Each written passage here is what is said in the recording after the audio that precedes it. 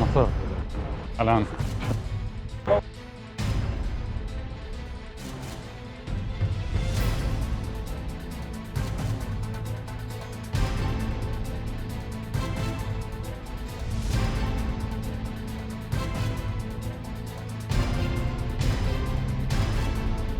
הייתה אתמול איזה התרעת מוקד, נכון?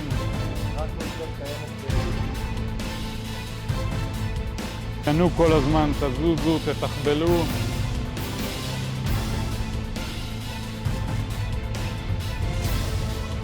יצאו 3 אנשים. הם לקחו בחשבון שהם לוקחים סיכון. 3 people came out. They took into account that they are taking a risk by approaching the IDF troops. To minimize the risk, they really thought.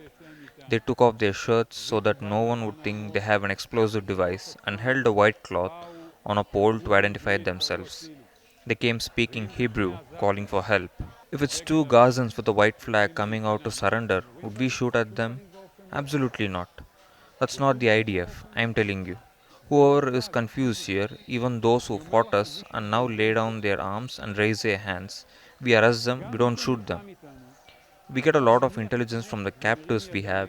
We already have over 1,000. We published photos this evening, just now, of a building in which 3 hostages were hiding about 200 meters where the tragedy happened.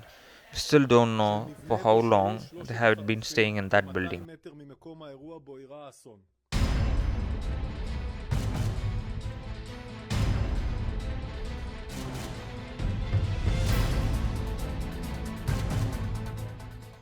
3 Israeli hostages mistakenly killed by Israeli forces in Gaza had been holding up a white flag, a military official said on Saturday. Yotam Haim, Sama al-Talalka and Alon Shamriz have been named as those killed in Shujaya, an eastern suburb of Gaza City. News of their deaths on Friday prompted a late-night protest outside Israel's defense headquarters in Tel Aviv. Among the protesters was Zohar Avigdori, a relative of another hostage. My reaction, first of all, was grief. These are families that I know personally and people that have been waiting so hopefully for their loved ones to return. And to me, it struck me in the heart, showing me that there's got to be a deal right now to bring them back. On Saturday, an Israeli official gave a phone briefing on an initial inquiry into the incident. He said the 3 hostages were not wearing shirts and had a stick with a white cloth on it, but that a soldier had felt threatened and declared that they were terrorists. The official said 2 of the hostages were killed immediately when Israeli forces then opened fire. The 3rd was wounded, the official said, and retreated into a nearby building where he called for help in Hebrew. According to the official, the battalion commander issued a ceasefire order, but there was another burst of fire and the 3rd hostage was killed. This was against our rules of engagement, the official added. Hamas militants rampaged through Israeli towns on October 7th, killing 1,200 people, according to Israel, and capturing 240 hostages. Close to 19,000 people have been killed in Israel's subsequent bombardment of Gaza, according to Gaza health authorities.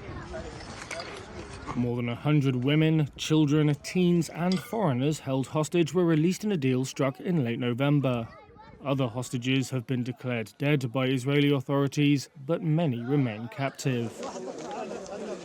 A funeral for one of the hostages, Sama al-Talalka, took place on Saturday in Hura in southern Israel.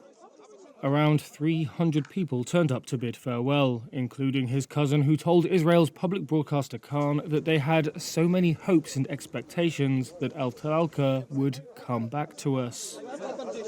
"We are not going to start pointing fingers," Alaa al-Talalka said. "It is not the time," adding, "This is the time to ask for the war to end."